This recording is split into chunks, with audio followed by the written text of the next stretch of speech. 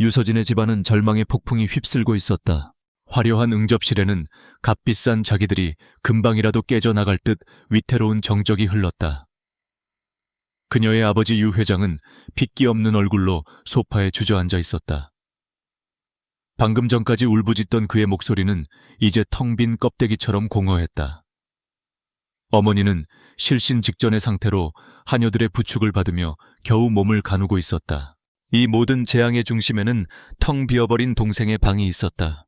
침대 위에는 눈부시게 아름다운 웨딩드레스가 주인을 잃은 채 조롱하듯이 놓여 있었다. 그리고 화장대 위에는 내 인생을 불행하게 만들지 마세요. 알아서 살게요. 라고 날림으로 쓰인 이기적인 메모 한 장만이 남아 있었다. 유아라, 서진의 하나뿐인 여동생. 유씨 가문의 자랑이자 희망이었던 그녀가 대한민국 재계 서열 1위, 진성그룹의 후계자 권도혁과의 결혼식을 불과 몇 시간 앞두고 사라져버린 것이다. 끝났어. 이제 다 끝이야. 유 회장이 망연자실하게 중얼거렸다. 이번 결혼은 부도 직전의 위기에 몰린 그들의 회사를 살릴 유일한 동아줄이었다. 진성그룹과의 계약 결혼. 그 대가로 유씨 가문은 막대한 투자금을 받기로 되어 있었다. 하지만 이제 신부가 사라졌다. 그들에게 남은 것은 파산, 그리고 재계의 비웃음거리로 전락할 미래뿐이었다. 이 모든 혼란 속에서 오직 유서진만이 조용히 서 있었다. 그녀는 이 집안의 장녀였지만 언제나 아름답고 애교 많은 동생 아라의 그늘에 가려진 존재감 없는 사람이었다. 부모님의 관심은 언제나 동생에게 쏠려 있었고 서진은 그저 보이지 않는 공기처럼 묵묵히 자신의 자리를 지킬 뿐이었다. 바로 그때 절망에 빠져 있던 유 회장의 시선이 서진에게 향했다. 그의 눈에 처음으로 광적인 희망 혹은 잔인한 이기심이 떠올랐다. 서진아. 그가 불렀다. 그의 목소리는 명령에 가까웠다. 네가 가야겠다. 서진은 그 말이 무슨 뜻인지 즉시 알아차렸다. 어머니가 그녀에게 다가와 눈물로 호소하며 그녀의 손을 잡았다. 서진아, 제발 우리 집안을 살려다오. 내 동생 대신 네가 가주렴. 응. 그것은 부탁이 아니었다. 강요였다. 희생의 강요. 그들의 눈에 큰딸인 유서진은 없었다. 오직 가문을 위해 던져져야 할 대체품만이 존재할 뿐이었다. 서진은 잠시 눈을 감았다. 그녀의 머릿속에 잊고 싶었던 과거의 기억이 스쳐 지나갔다. 한때 그녀는 대한민국 최고의 스포츠 재활센터에서 가장 촉망받는 물리치료사였다. 그녀의 손은 망가진 운동선수들의 몸을 회복시키는 기적의 손이라 불렸다. 하지만 아버지가 사업 실패로 쓰러진 후 그녀는 자신의 꿈을, 자신의 인생을 모두 포기하고 집으로 돌아와야만 했다.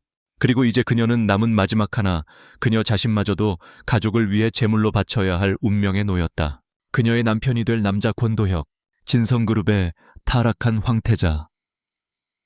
1년 전 그의 부모님을 앗아간 의문의 교통사고에서 유일하게 살아남았지만 두 다리가 마비된 남자. 사고 이후 그는 외부와 모든 접촉을 끊고 자신만의 얼음성에 갇혀 지냈다. 그에 대한 소문은 흉흉했다. 사고의 충격으로 성격이 괴물처럼 변해버렸다는 이야기. 용모가 흉측하게 망가졌다는 이야기.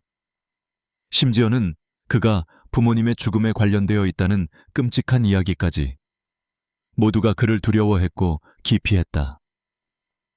애지중지 자란 동생 아라가 그런 괴물과 결혼하느니 차라리 도망치는 길을 택한 것은 어쩌면 당연한 일이었다. 서진은 눈물을 흘리는 어머니와 절박한 눈으로 자신을 바라보는 아버지를 보았다. 그녀에게는 선택권이 없었다. 하지만 그녀의 수능은 수동적인 체념이 아니었다. 그것은 그녀가 내리는 마지막 결단이었다.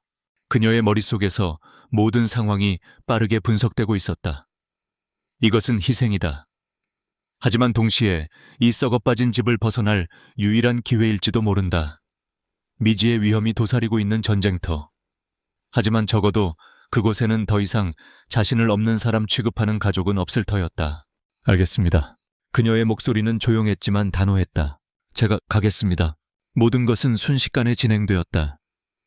서진은 아라의 몸에 맞춰 제작된 그녀에게는 어색하게 화려하기만 한 웨딩드레스를 입어야 했다. 그녀는 거울 앞에 섰다. 거울 속에는 신부의 설렘이 아닌 전쟁터로 향하는 군인의 비장함 혹은 재단으로 끌려가는 희생양의 체념이 담긴 한 여자가 서 있었다. 얼마 후 검은색 리무진 한 대가 저택 앞에 도착했다. 그녀를 권도혁의 얼음성으로 데려갈 마차였다. 서진은 뒤도 돌아보지 않고 차에 올라탔다. 차창 밖으로 그녀가 살아온 세상이, 그녀를 올가매던 모든 것들이 빠르게 멀어져 가고 있었다. 그녀는 이제 유서진이 아니었다. 그녀는 오늘부터 유아라의 대역이자 권도혁의 계약 신부였다.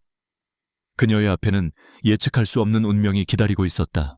리무진은 서울의 심장부를 가로질러 북악산 자락에 숨겨진 평창동의 가장 깊숙한 곳으로 향했다. 유서진이 마주한 권도혁의 저택은 집이라기보다는 거대한 요새에 가까웠다. 높은 담벼락 위로는 날카로운 철조망이 둘러쳐져 있었고, 곳곳에 설치된 CCTV 카메라가 보이지 않는 감시의 눈처럼 번뜩이고 있었다. 짙은 색의 유리와 검은 대리석으로 지어진 현대적인 건물은 아름다웠지만, 살아있는 온기라고는 조금도 느껴지지 않는 차가운 얼음 성체 그 자체였다. 나이가 지긋하고 감정을 읽을 수 없는 표정의 집사가 그녀를 안으로 안내했다. 저택 내부는 미니멀리즘의 극치였다. 불필요한 장식은 모두 배제된 채 모든 것이 기능적으로 혹은 병적으로 깔끔하게 정돈되어 있었다. 소독약 냄새가 희미하게 코를 찔렀고, 직원들은 그림자처럼 소리 없이 움직였다. 서진은 집이 아닌 고도로 통제된 최첨단 병원에 들어온 듯한 기분이 들었다. 그녀는 도시의 야경이 한눈에 내려다 보이는 거대한 서재로 안내되었다. 그리고 그곳에 그가 있었다. 권도혁.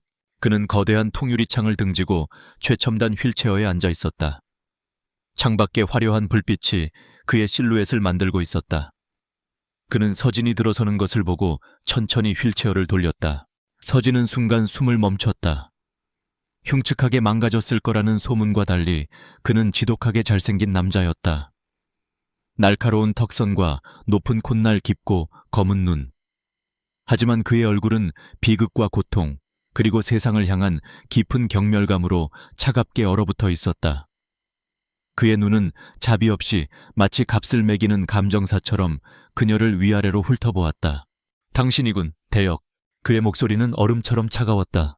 말해봐, 당신 가문의 충성심 가격은 얼마였지? 그는 테이블 위에 놓인 결혼 계약서를 그녀의 앞으로 밀었다. 당신의 의무는 간단해. 유령이 되는 거다. 이 집에서 존재하되 내가 명령하기 전까지는 보이지도 들리지도 마. 어떤 것에도 손대지 말고 어떤 질문도 하지 마. 그 대가로 당신의 가련한 집안은 파산을 면하게 될 거다. 알아들었나? 그것은 환영 인사가 아닌 명백한 경고이자 명령이었다. 하지만 서진은 울거나 두려워하지 않았다. 그녀는 그의 시선을 피하지 않고 똑바로 마주 보았다. 그녀의 목소리는 잔잔했지만 그 안에는 꺾이지 않는 무언가가 있었다. 네, 알겠습니다. 그녀의 예상 밖의 차분한 반응에 권도혁의 눈썹이 아주 미세하게 꿈틀거렸다.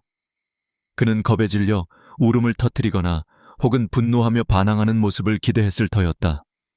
하지만 그녀는 그저 모든 것을 받아들이고 있었다. 그날 밤, 서진은 그의 침실에서 가장 멀리 떨어진 호텔 스위트룸처럼 호화롭지만 차가운 손님용 침실에 배정되었다. 그녀가 이 숨막히는 공간에서 앞으로의 시간을 어떻게 버텨야 할지 막막해하고 있을 때 집사가 그녀를 찾아왔다. 회장님께서 부르신다는 전갈이었다. 그녀가 그의 침실에 들어섰을 때 방 안의 공기는 팽팽한 긴장감으로 가득 차 있었다. 그의 침실은 침실이라기보다는 각종 의료 장비와 모니터가 설치된 중환자실에 가까웠다. 권도혁은 침대 위에서 얼굴을 고통으로 일그러뜨린 채 신음하고 있었다. 그의 마비된 두 다리에서 극심한 근육 경련이 일어나고 있었다. 그의 주치의로 보이는 간호사가 어쩔 줄 몰라 하며 그의 다리를 주무르고 있었지만 상황은 나아지지 않았다. 나가 전부 쓸모없는 것들 같으니 당장 나가. 도혁은 고통 속에서 짐승처럼 울부짖었다. 바로 그 순간 서진의 몸이 움직였다. 그녀의 안에 잠들어 있던 과거의 전문가가 깨어난 것이다. 그녀는 당황한 간호사를 침착하지만 단호한 목소리로 제지했다. 제가 하겠습니다. 잠시 나가 계세요. 그리고 그녀는 침대로 다가갔다. 권도혁 씨, 제 말 들리세요? 호흡을 가다듬으세요. 천천히. 그녀의 목소리는 변해 있었다. 두려움에 찬 신부의 목소리가 아닌 환자를 안심시키는 숙련된 치료사의 차분하고 권위 있는 목소리였다. 그녀는 그의 다리를 마사지하지 않았다. 그녀는 정확하게 경련이 일어난 비복근의 신경 유발점을 찾아냈다. 그리고는 강하지만 정교한 압력으로 그곳을 지그시 눌렀다. 그녀의 입에서는 조용한 설명이 흘러나왔다. 여기가 비복근입니다. 신경신호가 비정상적으로 발화하고 있어요. 이 신호를 차단해야 합니다. 도혁은 그녀의 전문적인 기술과 자신감에 놀라 고통 속에서도 신음을 멈추고 그녀를 바라보았다. 그녀의 숙련된 손길 아래 그의 다리를 찢을 듯이 괴롭히던 통증이 서서히 가라앉고 있었다. 얼마 후 경련이 완전히 멈췄다. 도혁은 땀으로 흠뻑 젖은 채 거친 숨을 몰아쉬었다. 그의 얼굴에서 처음으로 차가운 분노의 가면이 벗겨지고 그 아래 숨겨져 있던 고통받는 나약한 인간의 모습이 드러났다. 당신 대체 누구지? 그의 목소리는 더 이상 명령이 아닌 순수한 물음이었다. 그가 받은 파일 속에 유아라는 명품과 파티를 좋아하는 철없는 여자일 뿐이었다. 이런 전문적인 의료 기술을 가진 사람이 아니었다. 서진은 그에게서 손을 떼고 한 걸음 물러섰다. 그녀 역시 이 예상치 못한 접촉에 당황하고 있었다. 그녀는 다시 자신과 그 사이에 벽을 쌓았다. 회장님의 아내입니다, 권도혁 씨. 그녀는 그 말을 끝으로 방을 나가려 했다. 바로 그때 그녀의 시야에 무언가 들어왔다. 방금 전 쓸모없다는 욕을 먹고 쫓겨났던 간호사가 복도에 서 있던 경호원 한 명과 아주 짧게 하지만 의미심장한 눈빛을 교환하는 모습. 그것은 단순한 눈빛 교환이 아니었다. 무언가 비밀스러운 목적을 공유하는 자들의 신호였다. 서진의 등골을 타고 서늘한 기운이 흘렀다. 그녀는 방문을 닫으며 새로운 사실을 깨달았다. 이 집의 사람들은 단순한 고용인들이 아니었다. 이들 중 일부는 그의 약점을 감시하고 그의 몰락을 기다리는 적들이었다.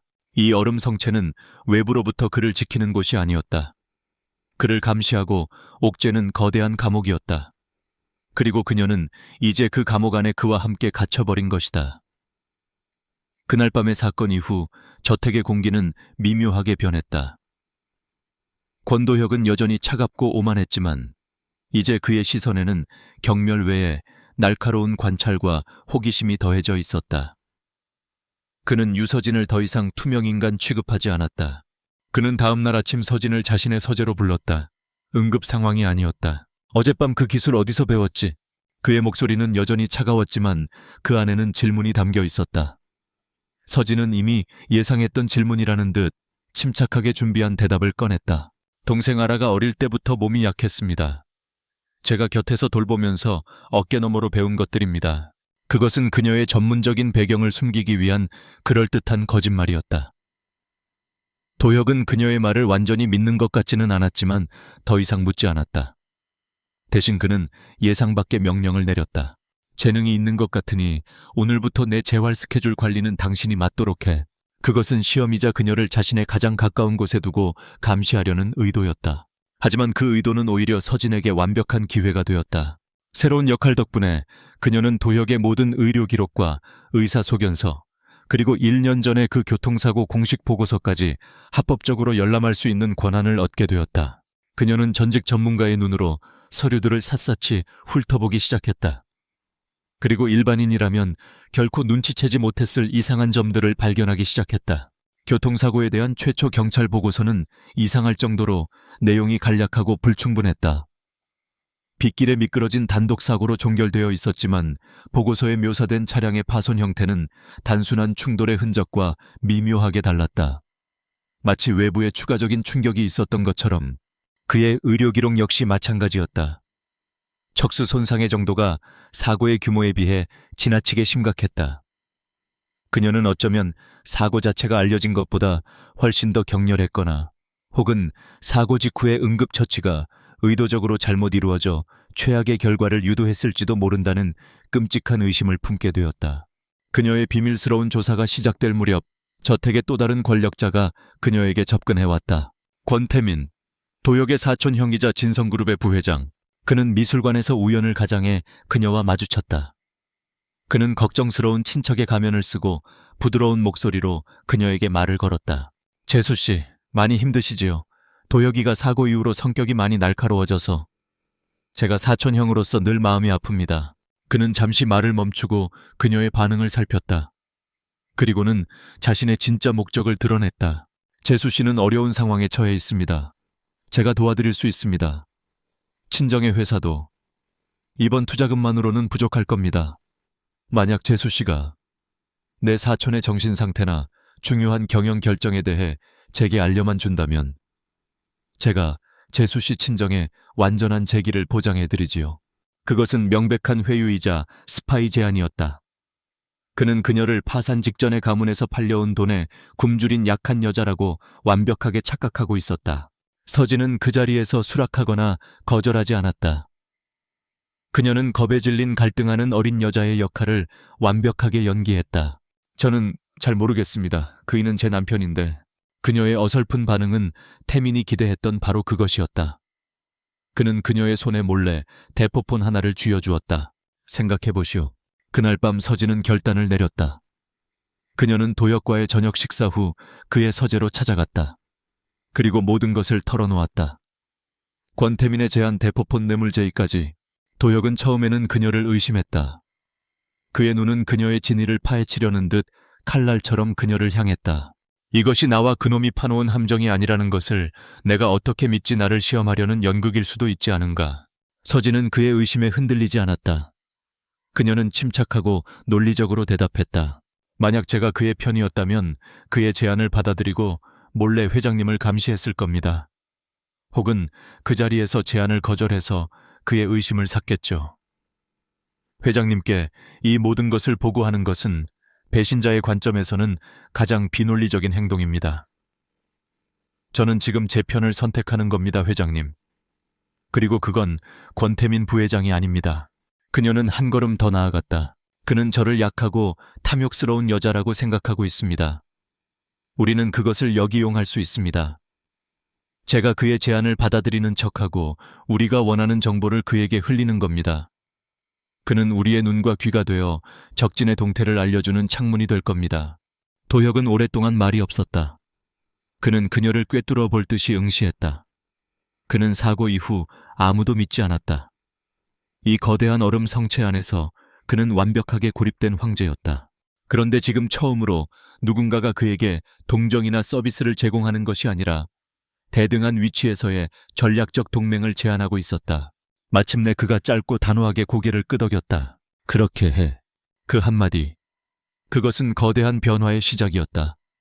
그것은 그가 사고 이후 처음으로 타인에게 자신의 신뢰를 아주 작은 조각이나마 내어준 순간이었다. 서진은 그를 바라보았다.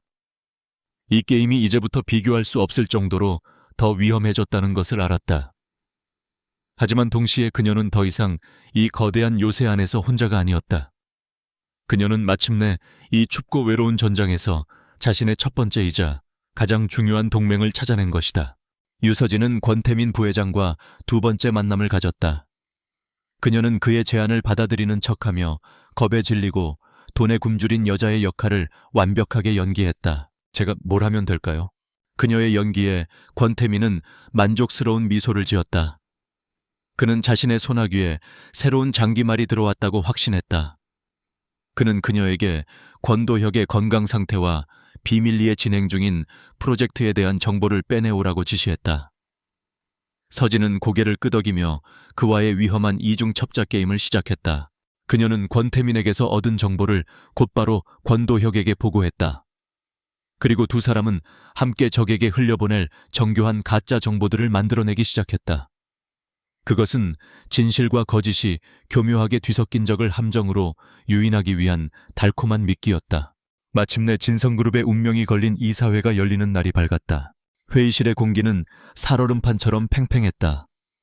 권태민은 서진에게서 얻은 거짓 정보를 바탕으로 자신이 완벽한 승기를 잡았다고 확신하고 있었다.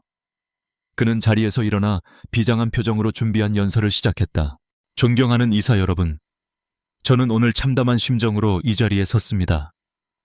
현재 우리 그룹의 핵심 자회사인 진성 ENC가 심각한 경영난에 빠져 있다는 사실을 보고드립니다. 그는 자신이 직접 조작한 부실한 실적이 담긴 재무제표를 화면에 띄웠다. 이 모든 것은 권도혁 회장의 불안정한 건강 상태와 독단적인 판단 착오에서 비롯된 것입니다. 저는 그룹의 미래를 위해 회장의 권한을 대폭 축소하고 저를 위원장으로 하는 그룹 비상경영위원회를 설립할 것을 긴급 제안하는 바입니다. 그의 선동적인 연설에 회의장은 술렁이기 시작했다. 이사들은 흔들리고 있었다. 권태민은 승리를 예감하며 의자에 앉아있는 권도혁을 조롱하는 듯한 눈빛으로 쳐다보았다. 모두의 시선이 휠체어에 앉은 젊은 총수에게 쏠렸다. 그는 분노하거나 당황하지 않았다. 그는 그저 모든 것을 지켜보고 있었다. 최민석의 연설이 끝나자 그가 마침내 입을 열었다. 그의 목소리는 나지막했지만 회의실 전체를 지배했다. 걱정해 주셔서 감사합니다, 부회장님.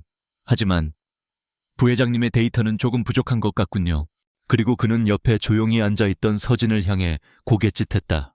제 아내가 외부인의 시각에서 그룹의 현황에 대해 검토한 보고서가 있습니다. 잠시 들어주시지요. 이사들은 경악했다. 저 젊고 아름다운 회장 3호가 이 살벌한 경영권 분쟁의 한복판에서 대체 뭘 할 수 있단 말인가. 하지만 유서진은 모두의 예상을 깨고 당당하게 자리에서 일어났다. 그녀는 자신의 태블릿 PC를 메인 스크린에 연결했다. 그녀의 프레젠테이션은 한편의 완벽한 반격 드라마였다. 그녀는 먼저 진성 ENC의 실적 부진이 사실은 권태민 측의 이사 중 한 명이 주도한 의도적인 사보타주였음을 증명했다. 그녀는 자금 흐름을 역추적하여 그 이사가 비밀리에 소유한 유령 회사로 회사의 자금이 흘러들어간 사실을 누구도 반박할 수 없는 데이터로 화면에 띄웠다. 회의장은 충격에 휩싸였다. 이어서 그녀는 권태민이 자신에게 속아 거짓 정보를 바탕으로 경쟁사 주식에 거액을 투자했다가 막대한 손실을 입었다는 사실을 폭로했다. 그의 무능함과 탐욕이 만천에 드러나는 순간이었다. 마지막으로 그녀는 권태민이 위기라고 선동했던 바로 그 사업 분야에서 자신이 발견한 새로운 미래 성장 동력에 대한 완벽한 분석과 대담한 신규 사업 전략을 제시했다. 그녀의 발표는 침착하고 논리적이며 무서울 정도로 냉철했다. 회의실은 경외감에 휩싸인 침묵에 잠겼다. 판세는 완벽하게 뒤집혔다. 권태민은 굴욕감으로 얼굴이 붉게 달아올랐고 그를 따르던 이사들은 겁에 질려 고개를 숙였다. 그리고 회의실의 모든 사람들은 이제 새로운 눈으로 유서진을 바라보고 있었다. 그녀는 더 이상 장식품 같은 사모님이 아니었다. 그녀는 진성그룹에 보이지 않는 책사이자 왕좌 뒤에 진정한 권력이었다. 그날 밤 도역의 서재. 두 사람 사이에는 승리의 여운과 함께 이전과는 다른 종류의 편안함이 감돌고 있었다. 도혁은 그녀를 존경과 함께 그 이상의 감정이 담긴 눈으로 바라보고 있었다. 계약으로 맺어진 비즈니스 파트너십의 벽은 함께 전장을 헤쳐나온 전우회로 변해가고 있었다. 내가 틀렸었소. 그가 조용히 말했다. 나는 당신을 내 감옥으로 끌어들였다고 생각했소. 하지만 당신은 나를 이 감옥에서 해방시켜주고 있군. 그리고 그는 그 누구에게도 심지어 주치의에게조차도 털어놓지 않았던 자신의 가장 깊은 비밀을 그녀에게 꺼내놓았다. 그의 표정은 그 어느 때보다도 진지하고 어두웠다. 이제 당신은 나의 진정한 파트너이니 알아야 할 것이 있어. 1년 전의 그 사고. 나는 그것이 단순한 사고였다고 생각하지 않아. 나는 그들이 나를 죽이려 했다고 생각해. 경영권 분쟁은 일단락되었다. 하지만 이제 그들 앞에는 훨씬 더 위험하고 본질적인 싸움, 즉 살인 미수 사건의 진실을 파헤치는 진짜 전쟁이 기다리고 있었다. 그리고 이제 그들은 함께 싸울 것이다. 권도혁의 고백은 서재 안의 공기를 얼어붙게 만들었다. 경영권 분쟁은 돈과 권력의 문제였지만 이것은 생사의 문제였다. 유서진은 그의 고백에 놀라지 않았다. 그녀 역시 그의 의료 기록과 사고 보고서를 검토하며 같은 의심을 품고 있었기 때문이었다. 저도 그렇게 생각하고 있었습니다. 그녀의 차분한 대답에 도혁은 놀란 눈으로 그녀를 바라보았다. 당신의 척수 손상 정도와 보고서에 기록된 차량 파손 형태 사이에는 명백한 불일치가 존재합니다. 마치 사고 이후에 누군가 의도적으로 더 큰 충격을 가한 것처럼요. 그들의 의심은 이제 확신이 되었다. 그들은 더 이상 남편과 아내가 아니었다. 그들은 이제 하나의 살인 미수 사건을 파헤치는 2명의 조사관이 되었다. 그들의 비밀스러운 조사는 그날 밤부터 시작되었다. 서진은 자신의 의학적 지식을 총동원했고 도혁은 자신의 정보망과 자금력을 이용했다. 그들은 마치 오랫동안 함께 일해온 파트너처럼 완벽한 호흡을 자랑했다. 서진은 먼저 사고 당시 도혁의 차량을 폐차 처리했던 정비소를 찾아냈다. 하지만 그곳은 이미 1년 전에 폐업한 상태였다. 그녀는 포기하지 않고 당시 그곳에서 일했던 정비공 김씨의 행방을 수소문하기 시작했다. 한편 도혁은 사고 현장의 유일한 목격자였지만 진술을 번복하고 갑자기 이민을 떠나버린 화물차 기사를 추적했다. 그의 뒤에는 언제나 권태민의 그림자가 어른거렸다. 그들의 조사가 진실에 가까워질수록 보이지 않는 위협 또한 그들을 옥죄어오기 시작했다. 어느 날 밤 서진이 홀로 운전하여 집으로 돌아오는 길이었다. 한적한 국도에서 검은색 대형 트럭 한 대가 갑자기 중앙선을 넘어 그녀의 차를 향해 돌진해왔다.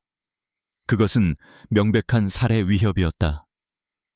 서진은 전직 운동선수들을 치료하며 익혔던 극한의 반사신경으로 간발의 차이로 트럭을 피했다. 차는 가드레일을 들이받고 멈춰섰지만 그녀는 목숨을 건졌다. 그날 이후 도혁은 그녀를 단 한순간도 자신의 곁에서 떨어뜨려 놓지 않았다. 그들의 관계는 이제 동맹을 넘어 서로의 생존을 책임져야 하는 운명 공동체가 되었다. 밤에는 함께 서재에서 사건을 분석했고 낮에는 함께 재활 치료를 했다. 서진은 더 이상 그의 재활 스케줄을 관리만 하는 사람이 아니었다. 그녀는 직접 그의 치료사가 되었다. 그녀는 그의 마비된 다리의 근육을 하나씩 깨우기 시작했다. 고통스러운 재활 과정 속에서 그들의 육체적 그리고 감정적 거리는 점점 더 가까워지고 있었다. 마침내 그들은 결정적인 단서를 찾아냈다. 최 반장 아니 이제는 도혁의 개인 보안팀장이 된 최 씨가 마침내 정비공 김 씨를 찾아낸 것이다. 그는 경기도 외곽의 한 작은 카센터에서 과거를 숨긴 채 살아가고 있었다. 도혁과 서진은 직접 그를 찾아갔다. 김 씨는 처음에는 완강하게 모든 것을 부인했다. 그는 두려움에 떨고 있었다. 서진은 그를 위협하지 않았다. 그녀는 그의 거칠고 기름때 묻은 손을 보며 조용히 말했다. 김 선생님, 선생님은 평생을 차를 만지며 살아오신 장인이시죠. 장인의 손은 거짓말을 하지 않습니다. 그날 밤 선생님의 손이 만졌던 진실을 이제는 말씀해 주실 때가 되었습니다. 저희가 선생님의 안전을 보장하겠습니다. 그녀의 진심 어린 설득에 김 씨는 마침내 무너져 내렸다. 그의 입에서는 지난 1년간 그를 괴롭혀왔던 끔찍한 비밀이 터져 나왔다. 그날 밤 사고가 난 직후 권태민의 비서가 거액의 돈과 함께 그를 찾아왔다고 했다. 그리고는 거의 완파된 도혁의 차를 완벽하게 수리해달라고 요구했다. 하지만 그것은 수리가 아니었다. 증거인멸이었다. 김 씨는 차를 수리하며 브레이크 오일 라인이 마치 칼처럼 날카로운 무언가에 의해 의도적으로 절단되어 있었다는 것을 발견했다. 이것은 단순한 사고가 아닌 명백한 살인 시도였다. 그는 너무나도 두려웠지만 돈과 협박에 못 이겨 입을 다물었다. 그리고 권태민의 사람들이 그가 수리했던 차를 다시 가져가 2차 충격을 가해 완벽한 단독 사고 현장으로 위장했다는 사실까지 털어놓았다. 모든 퍼즐 조각이 맞춰졌다. 하지만 바로 그 순간 카센터의 전화벨이 날카롭게 울렸다. 김 씨가 전화를 받자 그의 얼굴이 새하얗게 질렸다. 수화기 너머에서는 아무 소리도 들리지 않았지만 그는 알고 있었다. 그것은 경고였다. 동시에 도혁의 휴대폰이 진동했다. 최 팀장의 다급한 보고였다. 회장님, 정비공의 아들이 방금 전 유치원에서 실종되었습니다. 권태민의 방역이었다. 그는 우리가 증인을 찾아냈다는 것을 눈치채고 그의 가장 약한 고리를 공격한 것이다. 상황은 일촉즉발의 위기로 치달았다. 이제 이것은 과거의 진실을 파헤치는 싸움이 아니었다. 한 아이의 목숨이 걸린 현재의 전쟁이었다. 정비공 아들의 실종 소식은 카센터 안의 공기를 순식간에 얼음장처럼 차갑게 만들었다. 권태민은 선을 넘었다. 그는 이제 더 이상 경영권이나 돈을 위해 싸우는 것이 아니었다. 그는 자신의 죄를 덮기 위해 무고한 아이의 목숨을 담보로 잡은 괴물이 되었다. 김 씨는 그 자리에 주저앉아 절규했다. 권도혁의 얼굴은 분노로 창백하게 굳었고 유서진의 눈빛은 그 어느 때보다도 차갑고 날카롭게 빛났다. 그녀는 절망에 빠진 김 씨에게 다가가 그의 어깨를 단단히 붙잡았다. 정신 차리세요, 김 선생님. 지금 무너지면 아드님을 구할 수 없습니다. 저희를 믿으세요. 반드시 아이를 되찾아오겠습니다. 그녀의 목소리에는 흔들림 없는 확신과 힘이 있었다. 그 순간 그녀는 더 이상 재벌가의 사모님이 아니었다. 그녀는 전장의 지휘관이었다. 그들은 즉시 움직이기 시작했다. 이것은 더 이상 경찰에 의존할 수 있는 문제가 아니었다. 시간은 촉박했고 적은 잔인했다. 권도혁은 자신의 모든 자원을 총동원했다. 그의 개인 보안팀은 도시의 모든 CCTV를 해킹하고 통신 기록을 추적하며 납치범들의 동선을 쫓기 시작했다.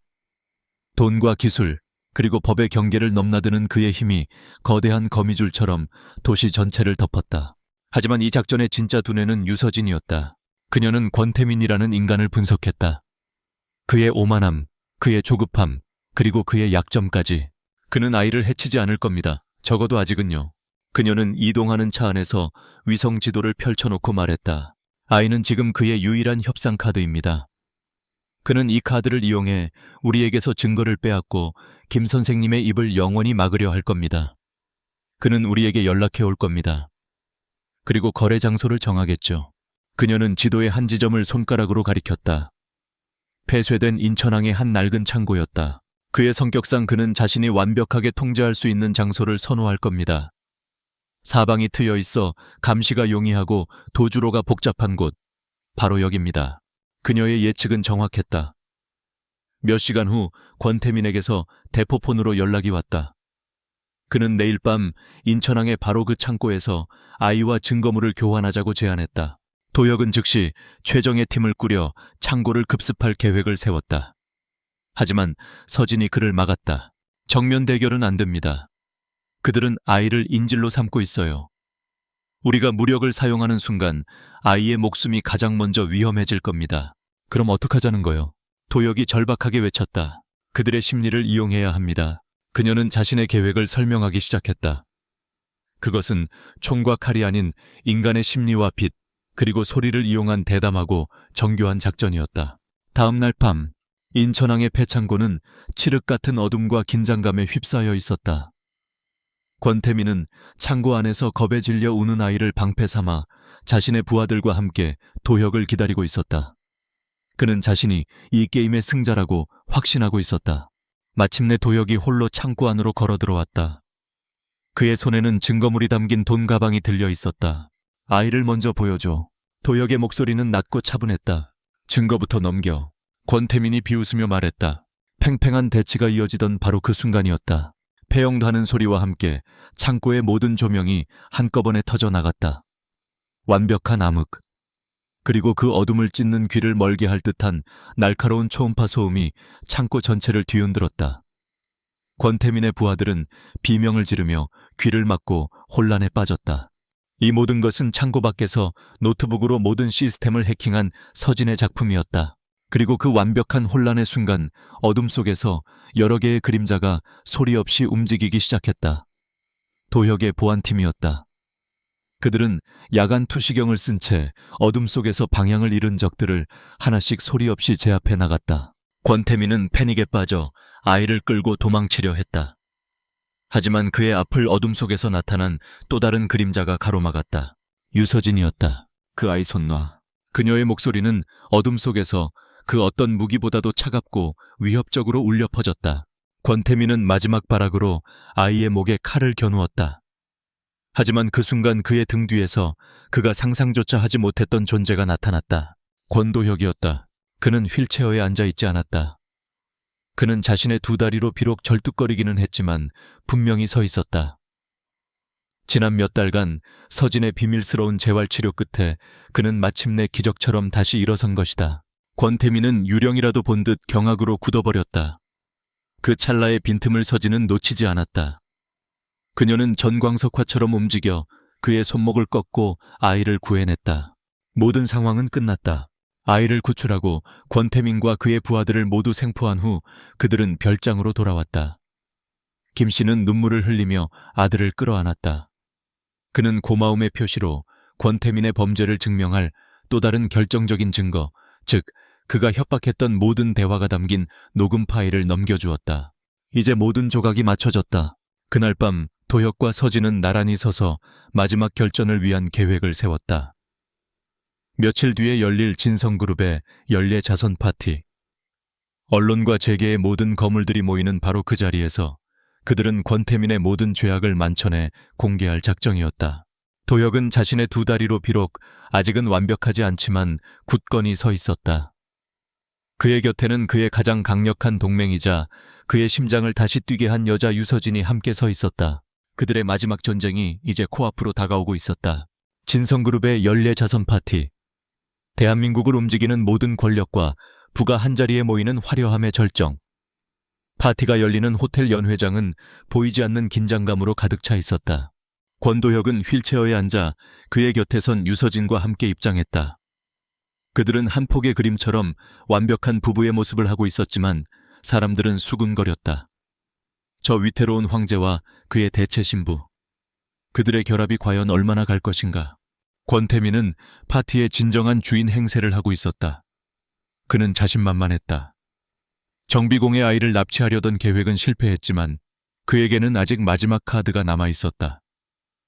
그는 오늘 밤 이사들과 주주들 앞에서 권도혁의 무능함을 공식적으로 탄핵하고 진성의 새로운 왕이 될 터였다. 마침내 그가 연회의 중앙 무대에 올랐다. 조명이 그를 비추었다. 그는 비통한 표정으로 연설을 시작했다. 그는 진성그룹의 미래를 걱정했고 자신의 사촌이 처한 불행한 상황에 대해 깊은 유감을 표했다. 존경하는 내외 귀빈, 그리고 주주. 여러분, 우리 진성그룹은 지금 중대한 기로에 서 있습니다. 우리의 리더가 안타깝게도 건강상의 문제로 더 이상 그룹을 이끌 수 없는 상태라는 것을 우리는 이제 인정해야만 합니다. 회사의 미래를 위해 저는 오늘 이 자리에서 권도혁 회장에 대한 불신임안을 긴급 발의하는 바입니다. 연 회장은 충격적인 정적 그리고 뒤이은 흥분된 웅성거림에 휩싸였다. 권태민은 자신이 승리했다고 믿었다. 하지만 그의 승리 선언이 끝나기도 전에 연 회장의 모든 조명이 꺼지고 무대 뒤에 거대한 스크린이 환하게 켜졌다. 화면에는 늙은 정비공 김씨의 얼굴이 나타났다. 그는 눈물을 흘리며 1년 전 권태민의 지시를 받고 권도혁의 차 브레이크를 파손했다고 고백하고 있었다. 이어서 권태민의 비밀 계좌에서 김씨와 납치범들에게 돈이 흘러들어간 금융거래 기록이 화면을 가득 메웠다. 그리고 마지막으로 아이를 납치하라고 명령하는 권태민 자신의 목소리가 스피커를 통해 연 회장 전체에 울려 퍼졌다. 권태민은 무대 위에서 유령이라도 본 듯 경악하며 주저앉았다. 바로 그 순간 기적이 일어났다. 모든 사람의 시선이 집중된 가운데 앞자리에 조용히 앉아있던 권도혁이 자신의 휠체어 팔걸이를 잡았다. 그는 온몸을 떨며 자신의 두 다리에 필사적으로 힘을 주었다. 그리고 마침내 그는 일어섰다. 연 회장은 숨막히는 침묵에 휩싸였다. 타락한 황태자가 1년 만에 처음으로 자신의 두 발로 땅을 딛고 일어선 것이다. 도혁은 비틀거렸지만 쓰러지지 않았다. 그는 한 걸음 한 걸음 무대를 향해 걸어갔다. 그의 곁으로 유서진이 다가와 그의 팔을 부축했다. 도혁은 완전히 넋이 나간 사촌에게서 마이크를 빼앗아 들었다. 그가 입을 여는 순간 연 회장의 문이 열리고 검사들과 수사관들이 들이닥쳐 무대 위에 권태민을 체포했다. 도혁은 충격에 빠진 하객들과 이 모든 상황을 생중계하고 있는 미디어의 카메라를 향해 자신의 모든 것을 선언했다. 그는 사촌의 배신과 지난 일, 년간의 외로운 싸움에 대해 말했다. 그리고 그는 자신의 곁에 선 서진의 손을 잡았다. 여러분은 제 아내를 어려운 시기에 저와 결혼한 여자로만 알고 계실 겁니다. 하지만 여러분은 진실을 모르십니다. 이 여인은 대체 신부가 아닙니다. 그의 목소리는 1년 만에 되찾은 황제의 위엄으로 가득 차 있었다. 이 여인은 이 회사의 부패를 파헤친 전략가입니다. 이 여인은 제게 다시 걷는 법을 가르쳐준 치료사입니다. 이 여인은 무고한 아이의 목숨을 지켜낸 전사입니다. 그리고 이 여인은 저를 절망의 감옥에서 구해낸 구원자입니다. 그는 사랑과 경외심이 가득한 눈으로 서진을 바라보았다. 그녀는 단지 제 아내가 아닙니다. 나의 파트너이자 나의 구원자이며 진성그룹의 진정한 심장입니다. 그녀는 내 세상에서 가장 소중한 사람입니다. 몇 달 후, 권태민은 법의 심판을 받았다. 진성그룹은 권도혁의 확고한 리더십 아래 안정을 되찾았고, 유서진은 그룹의 공식적인 부회장이자 그의 옆자리를 지키는 진정한 파트셔가 되었다. 이야기의 마지막 장면, 그들의 저택 정원. 더 이상 얼음 성체가 아닌 따뜻한 온기가 가득한 집이었다. 도혁은 이제 누구의 도움도 없이 천천히 하지만 굳건하게 걷고 있었다. 그의 곁에는 서진이 함께 걷고 있었다. 멀리서 집으로 돌아온 동생 아라가 죄책감과 함께 새로운 희망을 담아 언니를 바라보고 있었다. 그들은 더 이상 계약이나 비극으로 얽힌 관계가 아니었다. 그들은 함께 싸워서 쟁취한 미래를 공유하는 진정한 가족이었다. 떠오르는 아침해를 바라보는 그들의 모습 위로 길고 길었던 싸움이 끝나고 마침내 진정한 사랑과 치유가 시작되고 있었다.